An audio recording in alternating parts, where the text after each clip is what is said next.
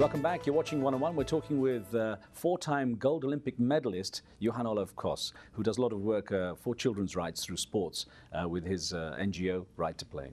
Now, Johann, four gold medals, Olympic gold medals, silver medal in the Olympics, a handful of other medals, all these awards. I mean, it's. Can you remember that first time, the first medal, what it was like crossing the line and getting the first one? You know what?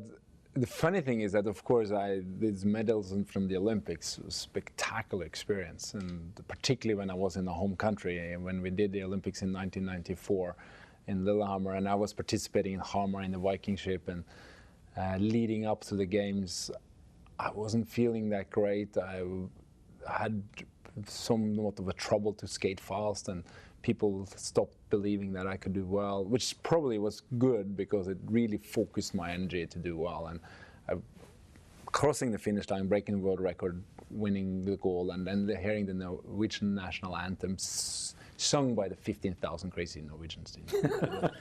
Unbelievable. But not many people know you spent the night of the opening ceremony in the hospital bed with an inflamed pancreas. You passed a gallstone, and the first time, as you say, you went out on the 5,000 meters. I think you. This was in '92 Olympics, so that was the 2 years earlier the games, which, yes, was complicated by a little bit of a hospital stay, to say it the least.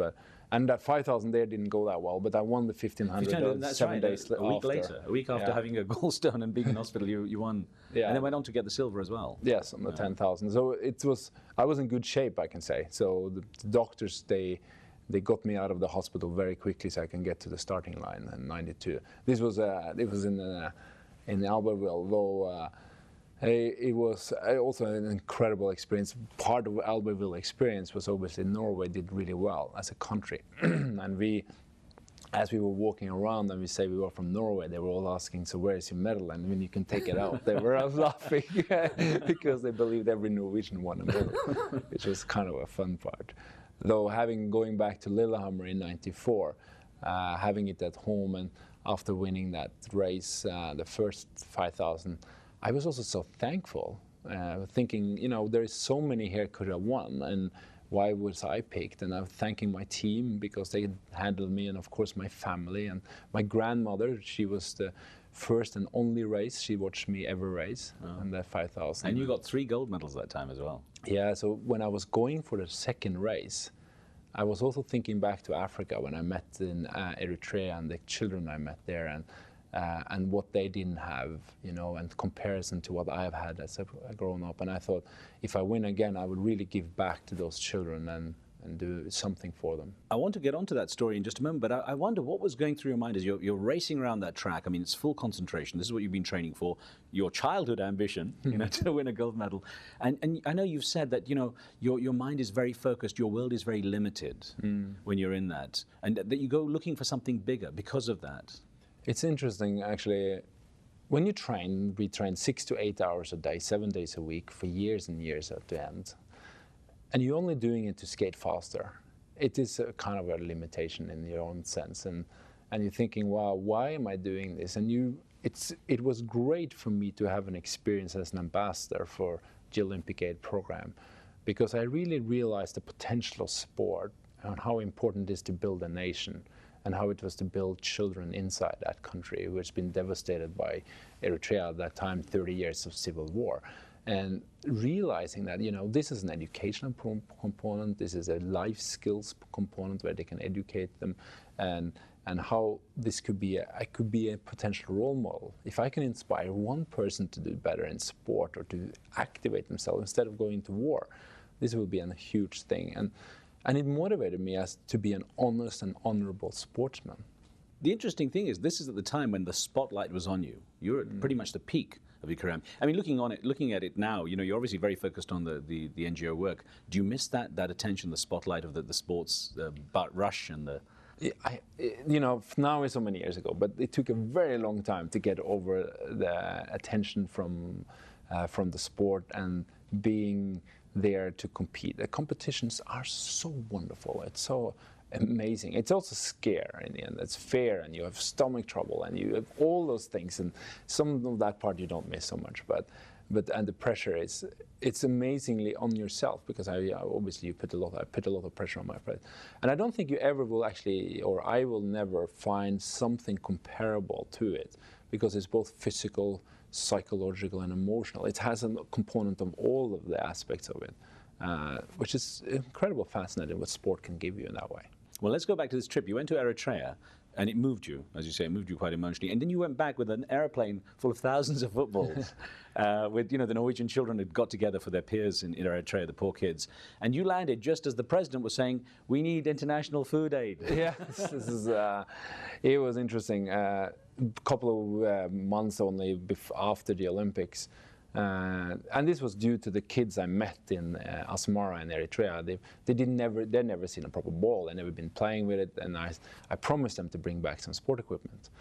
And as we had collected it in Norway, the president of Eritrea says, well, we need food. And he announced it because of the drought, of course. And the Norwegian press takes this up and they say, Koss is bringing soccer balls to starving kids. What an idiot, And I'm thinking, what am I doing here? And as we land, I actually never in my life been met by so many people and had such an incredible reception. And I met with the president in his office, and he said, Johann, you had to realize that this is the greatest gift we ever have received. We, the first time we feel as human beings, we are something more than being fed and kept alive. And having that respect and dignity, he said, this is critical for our nation and for ourselves. And he said, it's the first time my children is going to be able to play in the school system with a proper ball. I mean, it takes away the victim factor, doesn't it? Absolutely, and it puts us on the same level. This is some of the things with sport does. If you go out on the field, you don't know if it's Muslim or if he's Jewish or Christian, you know if he follows the rules, if he has proper life skills, if he is a good team player, if he accepts and honor the competitor. This is what you see, and that's the skills we need to develop in our world today. So when you look at your life, all the effort you put in with the training, all the work you've done as a philanthropist and an activist, what's been the biggest reward for you? Wow, I think today I'm counting number of children active. If it is in a camp or in an orphanage, or if in a village, or it's in a rural part of a country, if it's an Afghani girl in a Pakistani refugee camp, or if it's in Sierra Leone with a child soldier going back to their family, these are the victories. Of course, you're very high profile, not just because, you were called one of the best athletes in Norway ever, and so on. You have a high profile, but with all the recognition, all the other awards you've had, how much does that help you? How much have you found that celebrity factor, if you like, has helped you achieve more? Well, it's been incredible. The platform I received from my medals in Lillehammer during the Olympics has been an incredible platform to be able to speak on children's rights. Well, you gave your award money and everything to that cause as well. Yeah, that's what happened on the second day, a second race. When I decided that if I win again, I really want to give back and I want to give my money away to the programs and to the children. And I had no idea about the impact that would have on my own people in Norway. We had, I did it totally personally because I felt this is what I can give back for all the things they've given me. I wanted to give everything away because they've given me so much. And it mobilized Norwegian people. Like we had a call for action to give 10 kroners, equivalent of $1, $1.50, yeah. Per gold medal we won in the Olympics.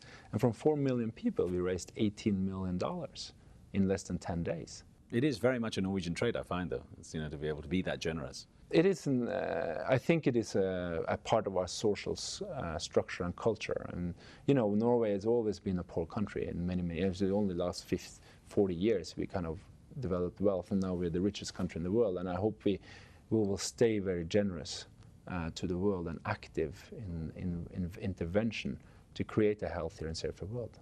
What legacy would you like to leave? How would you like to be remembered? Actually, I do like to be remembered as a person who created Right to Play, and that we can have the notion of physical activity, play, if it's free or if it's structured, and sport for development as an area for which has been recognized, and it's not a luxury. Johann, I wish you luck. It was great talking with you.